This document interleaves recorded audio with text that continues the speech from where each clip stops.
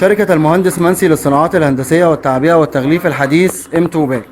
معكم إبراهيم عبد الرحمن من فرع حدائق الأم. بنقدم لكم ماكينة لحام وتصنيع أكياس متعددة الطبقات موديل 301 M2 باك. بتتميز الماكينة بأنها بتستخدم تقنيات حرارية ثابتة بتتحكم في كل وظائف الماكينة، من خفض ورفع درجة الحرارة لسرعة السير للمروحة للتسخين بتاعها.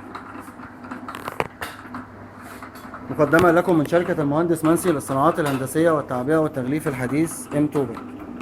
ده زرار الباور الرئيسي إيقاف وتشغيل الماكينة، ده زرار السخانات، ده زرار المروحة، ومن هنا بتحكم في سرعة وتبطيء السير، وطبعا هنا بتحكم في درجة الحرارة حسب الخامة المراد لحامها أو تصنيعها.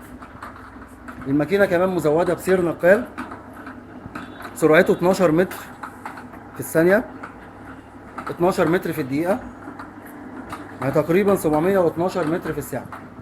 حمولة السير 20 كيلو جرام. كهرباء الماكينة 220 فولت الكهرباء العادية. ابتدي اعمل تجربة عملية.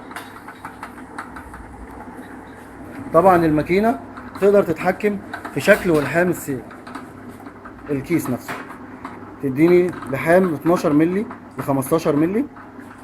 اقدر اتحكم في شكله سواء كانت طباعة مضغوطة او سادة. طبعا بقدر اتحكم في عرض الكيس او رفعه عن طريق المسطرة دي.